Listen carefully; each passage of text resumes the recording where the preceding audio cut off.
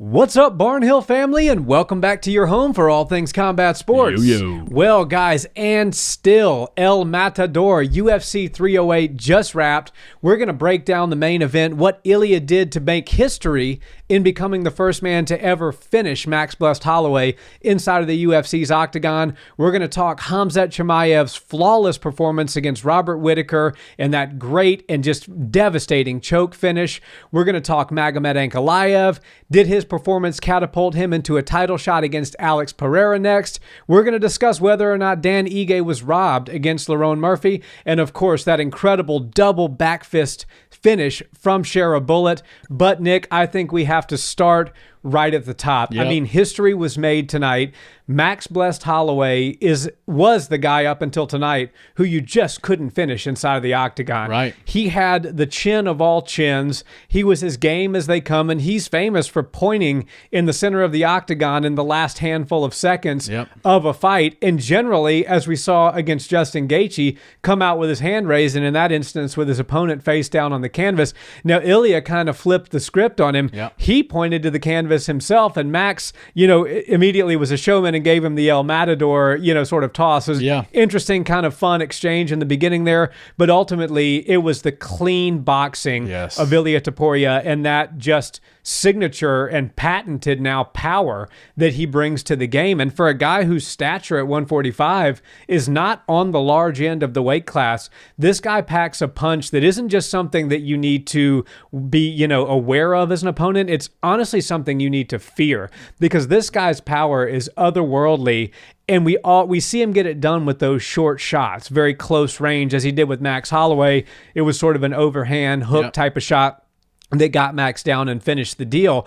But he sets everything up with just beautiful feint and footwork. His jab is superb, and that's what he uses to get inside. What did you see out of El Matador's performance? And I want to talk about what's next for him, because I don't know, after watching that tonight, that there's anybody at 145 right now currently that can challenge the champion. Yeah, well, before we get into what's next for him, I think after tonight, he left a very big gap between him and the rest of the division. I'm honestly more interested in seeing him do some things at 155 now, potentially even a fight with Islam Makhachev. So technical, so powerful, and most of the time when you see these power punchers, they're very good at finding their targets, but usually their technique isn't quite up to snuff with some of these elite level technicians like a Max Holloway. I think Ilia Topuria is not only the heaviest puncher and the biggest power striker in the division, but I also think he's the most technical, most buttoned up defensively striker that we've seen in quite a long time. Max Holloway gets a lot of credit for being the best boxer in the UFC, but we just saw him get boxed up. I mean, I know this was a mixed martial arts fight. The range is different than boxing and everything, and they're really just kind of making a cool headline when they say the best boxer in the UFC. But when you talk about boxing for MMA, what Ilia is doing is nothing short of spectacular. The way he's able to stay right in range, stay right in front of you, 9 times out of 10, he's the shorter opponent, and he's able to cut range. He's able to completely shut down all angles that his opponent wants to try to escape from. We never see Max Holloway kept up against the cage, and a couple of times the pressure that Ilia was bringing forced Max up against the cage, and I believe the fact that Max had to fight moving backwards so much during this fight was the reason he was a little gun shy, a little bit slow to pull the trigger on some of his shots. All of that was just the accumulation of Ilia Topuria, his presence being felt, his power being respected, and like you said, not just respected but feared. Everybody fears this. Everybody fears this guy's power. He hits like a truck, and the way he's able to get inside and find his shots, he's not throwing all these crazy shots at you. Think of like a Sugar Sean, who's a brilliant striker in his own right. He throws all sorts of variety at you. Ilia's not doing that. He's throwing some really good long 1s and 2s and a couple of calf kicks to start the fight going. Once he gets in range, then it turns into hooks, uppercuts, overhands, and that's where his real power is. I think the way he's able to implement his game plan, find his targets, and do come out on top with performances like that is he's got superstar written all over him. Spain's never had a real world champion in the UFC like this. I feel like the entire country's behind him. Europe is quickly, following suit. He's got the love from the Georgian fans. He seems to be an international star, and I think after beating a guy like Max Holloway, who is on everybody's favorite fighter list, it's only going to cement him more into the 145 division as a top dog. And look, there's really great eras in mixed martial arts in all the divisions. 145 is rich with great eras. But I would say right now, when you've got Ilia Topuria, Max Holloway, and Volkanovski all there, all three now champions or former champions, they're sitting in the division right now. So I think 145 is as good and competitive as it's ever been, but Ilia Topuria sits on top. And like you said, I don't think anybody at 45 really has much for him. I think we need to start looking at 55. Yeah, I mean, and I think what really brings about greatness and launches somebody into that superstar sort of status is when they do the things that haven't been done before. So think of Conor McGregor, when he was picking the round and then actually executing on the rounds that he was picking to finish his opponents. Think about Jose Aldo, was the most feared guy at 145. Conor knocked him out in 13 seconds. Now kind of transpose that sort of uniqueness to Ilia Topuria. Max Holloway had never been finished. We just saw him go up to 155 in a fight that a lot of people thought he wasn't going to have the firepower to handle against the Justin Gaethje. And not only did he piece Justin up, he finished him at the end in one of the most spectacular ways imaginable. Max Holloway's the guy that not only doesn't get finished, but doesn't even get sat down on the canvas. So when you have that opportunity to get in there against a legend, against another great who also has this stigma around them that they cannot be finished in a fight no matter what, and you're the first guy not only to do it, but to say you're going to do it, be as confident as you are, and then go out there and do it. That's what stars are made of, and Ilia Topuria is quickly becoming one, and he has the skills to match it up. One thing that stuck out to me was how easy he got that takedown in the first round. And, Ilia, before his UFC career, he was submitting everybody. And that was when I first heard about him and he came into the UFC, I said, man, this guy's going to be a problem. He's a really good grappler. He's going to get a lot of submission wins. And then he starts just knocking people's lights out. Devastatingly. And so you think about the fact of how complete he is. And as well, compare that to how young he is. He's only 27 years of age, and he's already defeated this calendar year 2 of the best 145ers, if not the 2 best 140. If you don't have Max and Volk, you have Jose Aldo in there somewhere. If you're a massive Conor fan, maybe you have him in there. But most people have Volk and Max as your 1 and 2. And he's knocked them both out this calendar year. The sky's the limit for this young man, and his technical boxing was just a thing of beauty. One thing I want to talk about is his feints. The way that he was moving his head back and forth. He's very patient. He's very economical. I think he only lands like 4 significant strikes per minute, which is not a lot, but when you have the type of power he does, you can overwhelm people with 4 strikes. Because if you're getting hit with 4 of those per minute over a 5-minute round, that's 20 massive strikes from Ilia Topuria. Not many people can stand 2, 3, 4 rounds of that, and he's getting people out of there, and he's getting them out of there early. But the feinting was a thing of beauty. How he just moves back and forth. He uses his head slips as a feint. It's almost like a little level change. He'll get heavy on that front leg and kind of squat down, and then he comes right back up with a jab. His jabs were very well timed. They weren't telegraphed. He threw them, he would slip to the left and throw it, and then he'll be square with you and throw it, and he sets that up to get inside because that's where his power comes from, are those inside hooks, overhands, and uppercuts. And he gets, and if you have a real advantage over somebody in a particular area of the fight, which Ilia has against almost everybody, and Max included, from close range boxing, you have to figure out a way creatively to get yourself to those positions because clearly Max Holloway is a veteran. He knows where Ilia Topuria is going to shine. He knows where he has the disadvantage. So he's going to be trying to stop Ilia from getting to the place that he wants to get to. But Ilia just got there with ease. And then the effortlessness with which he took Max down shows me that if he wanted to grapple he could have done that as well. So Yeah. then you start to think about Diego Lopez, Movsar Evrolev, and people like that have real high-level grappling, but don't have near the striking prowess as Topuria. Right. But then you think, man, Topuria can match or better them in the grappling department, and they don't stand a chance on the feet. Now, Diego Lopez is really exciting, really powerful. He's one of my favorite fighters to watch right now, but he's very loose. He's wide open, and Ilia is very disciplined. And a lot of times when you have somebody that powerful and that disciplined, they can expose the person who's, a little bit more wild. And so I personally have Ilia winning against anybody that they put up against him at 145 right now. Yeah. I picked him to win this fight against Max, who's one of my favorite fighters of all time.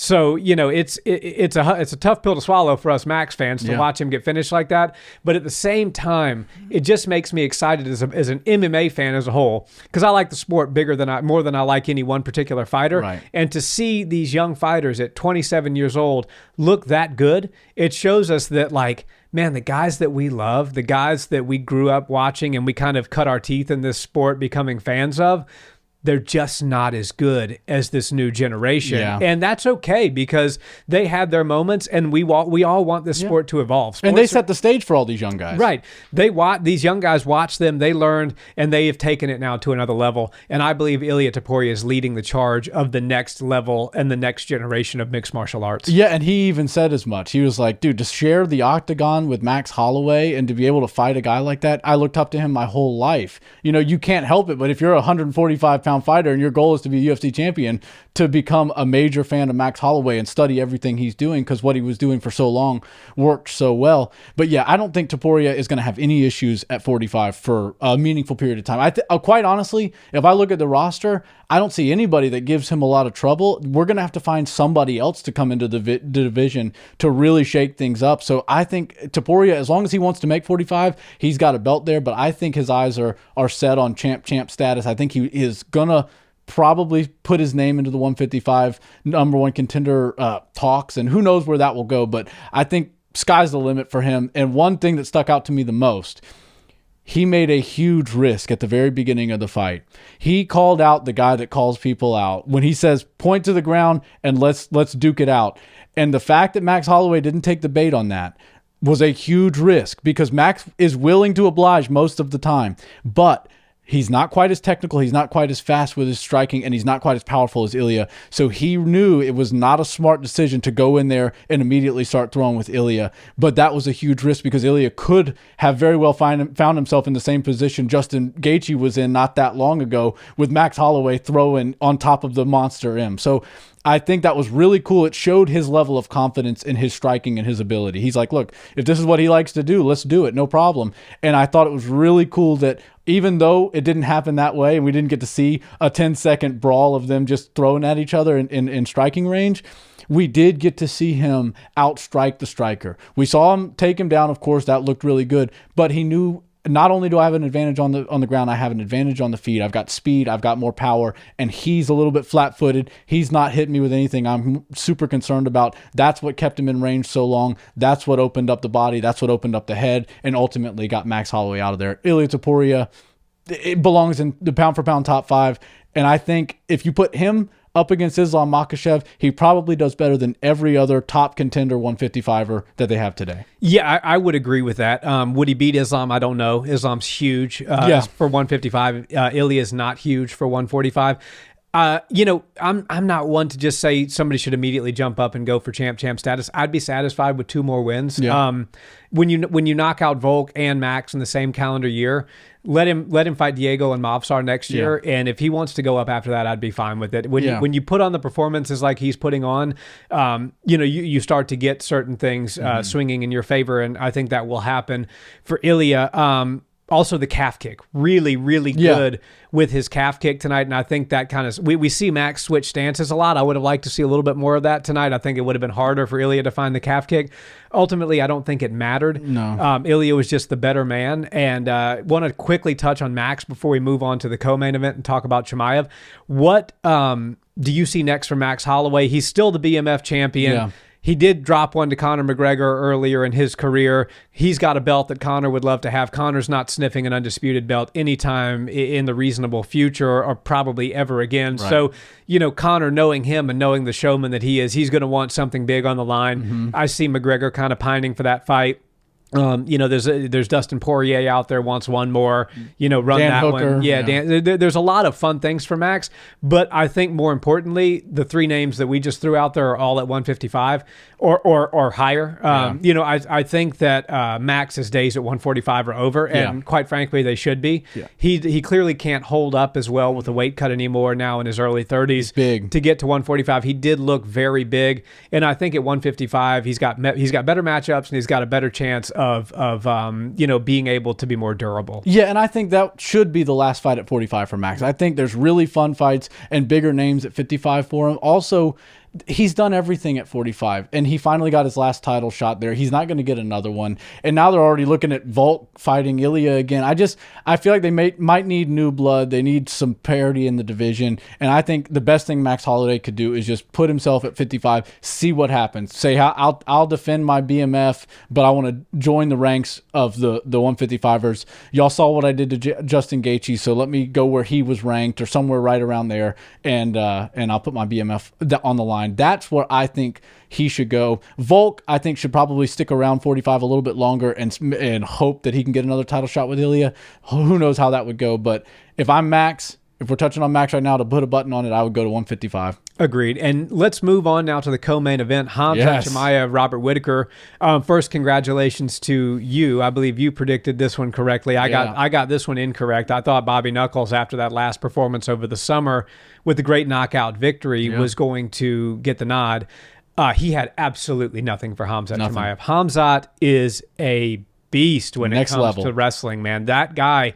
I tell you what, fighting in the Middle East brings something out of Khamzat Chimaev. Yes. This was like vintage 2020 Abu Dhabi Khamzat Chimaev. That's what it felt like. Run across the cage, take his opponent down, beat the snot out of him, transition beautifully. I mean, every which way Robert was turning to try to get out of that.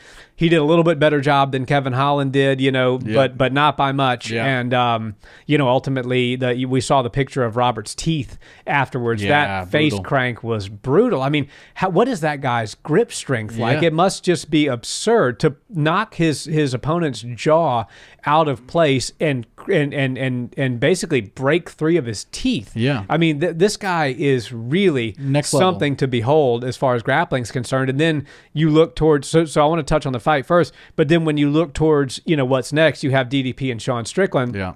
Very different matches.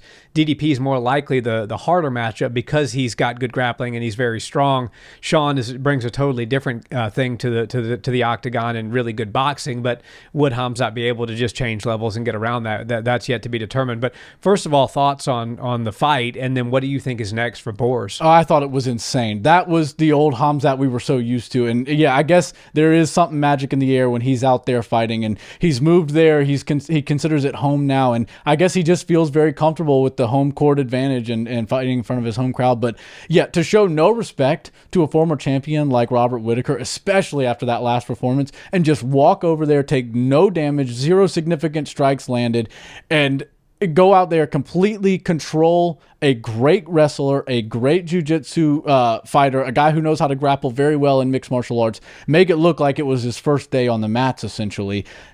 Nothing short of spectacular. The control spoke volumes. I think that Khamzat Chimaev must be regarded as one of the best submission artists on the UFC's roster today. You don't see anybody going out there and submitting people with ease the way he does, especially not former world champions and really high-level fighters. I know he's had some tougher fights since he really came onto the scene. He came on, made everybody look like they didn't belong in the cage with him, and then he had a couple of competitive fights. This was a turn back to his old ways, and I think the Khamzat Chimaev we saw fight Robert Whittaker becomes the world champion. Historically, statistically, if you beat Robert Whittaker, you become the middleweight champion. I don't think anything's going to be different with history. I think Khamzat Chimaev becomes a world champion.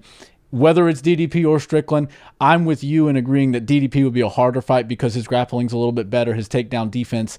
And Strickland, is a great volume puncher. He's not going to knock you out with one shot. And if you give Khamzat Chimaev 25 minutes to continue taking you down and continue working those angles and try to work his damage from the top, leading into those submissions, he's going to find his opportunities.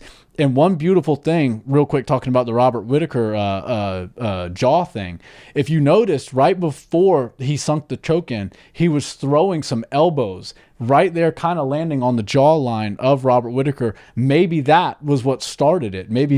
He lodged it out of place, and then when he went to go choke him, it was really uncomfortable, or more uncomfortable even than a regular crank would be. But whatever he did, it caused some desperation taps very quickly out of Robert Whittaker, who's no quitter, who's a complete dog and warrior. But when you have a broken jaw, there's not much you can do. So I think Khamzat Chimaev, in my opinion, is the hottest commodity in the middleweight division. I think he still needs to be revered and seen as one of the most talented fighters on the entire roster. And I do think after this fight with Robert Whittaker, he needs to do nothing else other than wait for a title fight. We'll see what happens with DDP and Sean Strickland, but the UFC knows what they have with Khamzat Chimaev. He's an international star. People really want to see him fight. They want to see him active. And I think the UFC would benefit with having a belt around his waist. They're not going to give it to him. It's not an easy fight either way he goes, but I think he would be the favorite and probably would get his hand raised regardless of who's in the title fight with him, DDP or Sean Strickland. Yeah, my money's on them making DDP in January, DDP versus Sean in January or February of next year.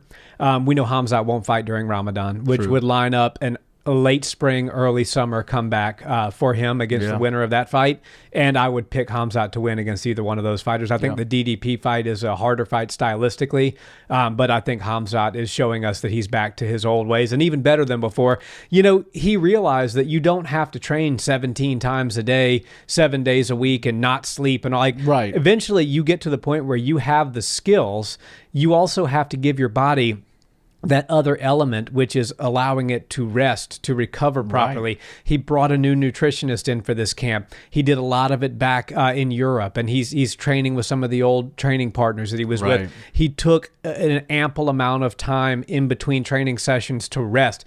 This is what we need out of him. Khamzat is his own, or was his own worst enemy for the last few years because he was overtraining. He was always finding himself sick. He was always pulling out of fights, and that was what really got people to kind of jump off of the hype train. But he doesn't need to train multiple times a day to be able to do what he did to Robert Whittaker. That wrestling skill is ingrained in him. Now, of course, when you sign on the dotted line for a fight, you go into an 8 to 12 week fight camp, you're training 6 days a week, 7 days a week potentially, but you need to do it in a smart way. And if Khamzat does that, I think if he gets out of his own way and gets out of his own head, he's a future champion. And I think it's going to be a really hard proposition for anybody at 185 to beat him if he gets the belt looking the way he looked tonight against Robert Whittaker. 100%. And I hope he stays at 185. I hope he gets his title shot next. I think he deserves it.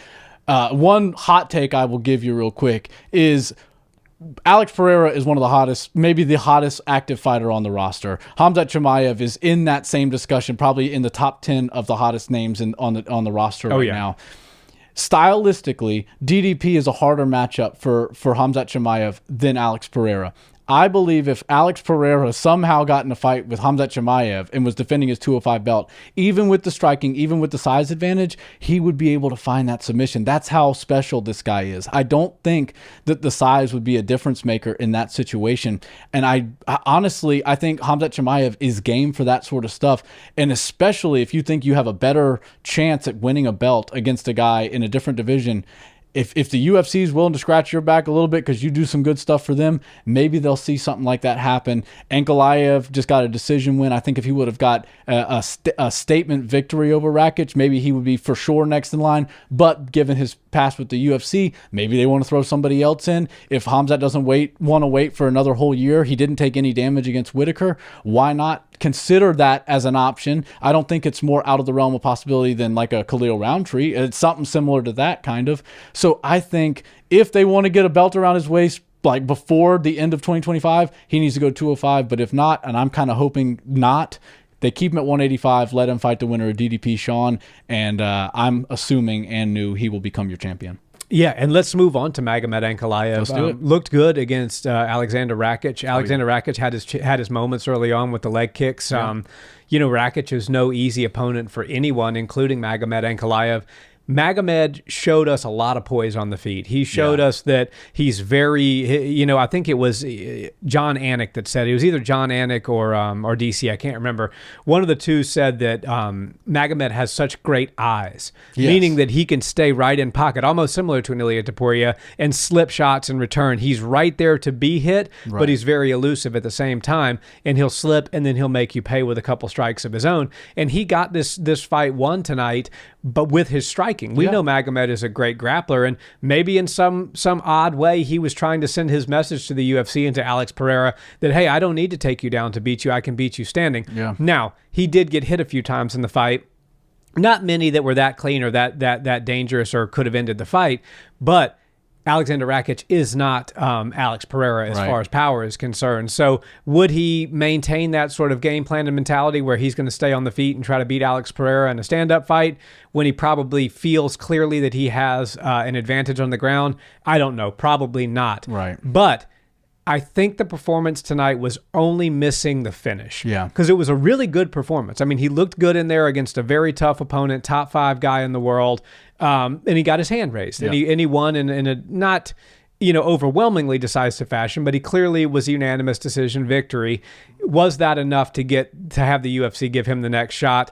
Probably so. I think he would have cemented it with a finish. Oh, 100%. If he would have gone out there and finished Rakić, because Rakić is a huge 205er, and until he started, falling on hard times with injuries and a couple of losses, he was really humming towards the title shots, and people are like, dude, this Rakić guy, he's legit. I still think he's legit. He looked really good, but he fought the wrong fight against Ankalaev. He let Ankalaev pressure him the whole time, and he didn't show any sort of power strikes or any sort of pressure in return to Ankalaev to push Ankalaev back. And I think, it's a fact. If you're punching moving backwards, you're not hitting as hard as if you're punching moving forward. Ankalaev was landing the more powerful, devastating shots because he was the one bringing the pressure moving forward. And Rakić, he looks like he's light on his feet, moves well, but he wasn't doing enough with all that movement. And eventually, you just start getting trapped up against the cage because you're trying to use so much of the perimeter that you wind up getting stuck in these situations. And that's where Ankalaev was able to find some of that good boxing. Nothing's going to blow your hair back. You said he's got similar eyes and defense to Topuria. Yes, technically they're on two different planets. Topuria is so, all smaller fighters are so high level with their technique. The bigger guys don't have to worry so much about that because they have the great equalizer and power. But you're right. He's got great eyes. He's got great defense. He didn't take a whole lot of devastating shots from Rakić. And when he got inside and was able to implement his striking, he found a lot of success. So I think Ankalaev is obviously a big problem, and I think you would see a completely different Ankalaev if he fought Alex Pereira. I think he'd pull some grappling right out of his back pocket if he fought Alex Pereira. But when you're fighting a guy like Rakić and you don't think you have to take it to the ground because, like we were saying before this fight, even though Rakić on paper is probably a better striker, quote unquote, Ankalaev has the ability to take the fight to the ground, and the threat of the takedown is just as important as the takedown itself. I think Rakić was afraid that he would wind up on the canvas if he risked it too much with some of his offense, and that's why he became gun-shy. Ankalaev just walked right through all that, and as soon as Rakić showed that he wasn't really pressing much offense or really trying to bring the fight to Ankalaev, that's when he lost all respect for Rakić and just started walking him down, and that's where he found his most success. So, yeah, Ankalaev deserves the next title fight. I believe it will be next. Hopefully we get a quick turnaround. I don't think he took too much damage, and Chimaev wants to fight before the end of the year.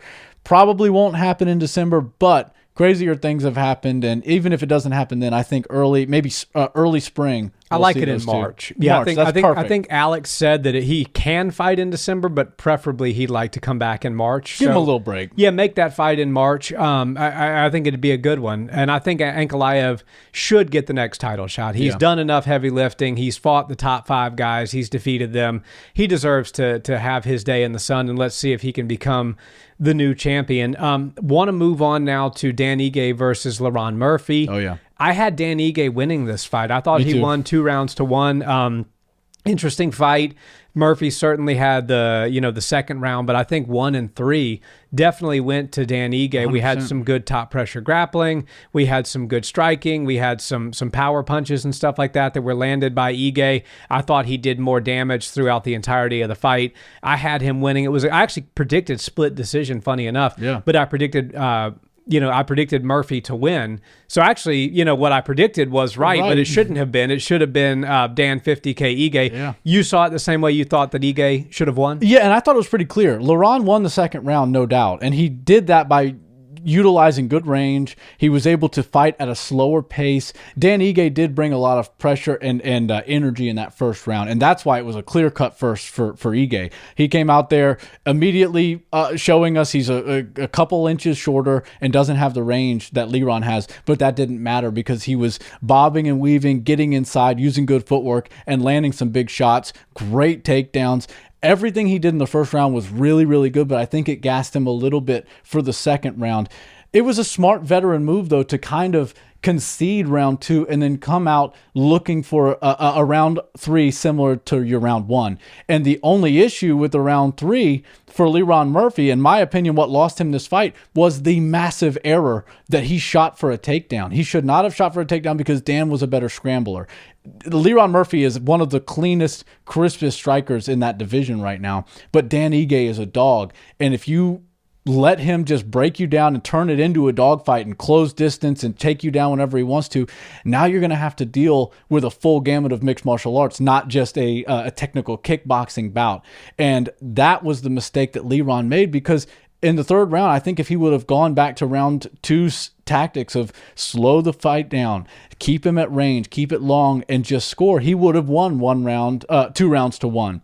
But Ige quickly scrambled on the shot, reversed it, got to his back, was able to control him for somewhere around 2 minutes on the ground.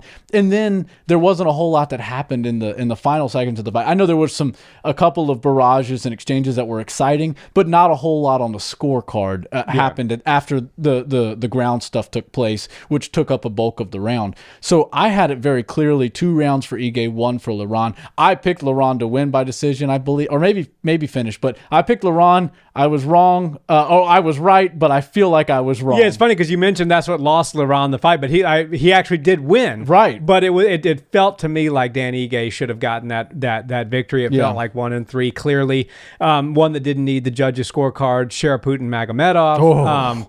The double spinning back fist, the 11th spinning back fist finish in UFC history. And he's claiming that one is his. That is his signature move now, the double. And to my knowledge, the only double out of those 11 that has ever landed and scored a knockout in the UFC.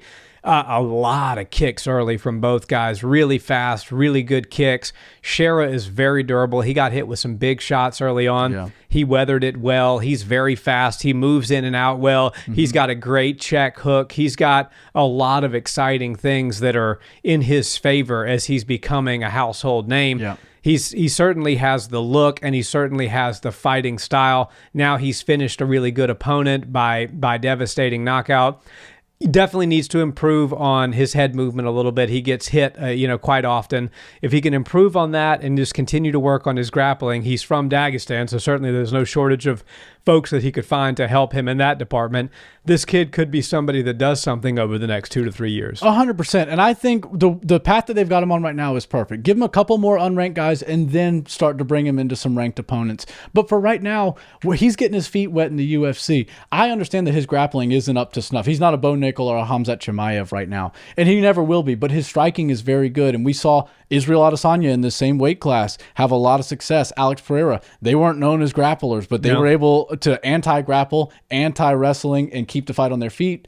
That they both wound up getting the title because of that fighting style. Sharabutdin's got a similar fighting style. Is it just me, or does he look like he really wants to hurt you every time he throws a kick? It could be a little calf kick or a kick to the thigh, and he looks like he's really trying to put, like Khalil Roundtree. He really puts it on you. I think that's a lot of fun. I think when he throws with devastating power, and he really does look to finish the fight. He's going to become a fan favorite very quickly. The UFC's got to love a guy like that that's got the look. He knows how to entertain the crowd. He's got a fun style. People really seem to enjoy the experience of seeing Sharabutdin, this undefeated guy that nobody really knew anything about, come into the UFC, and now he's having some success.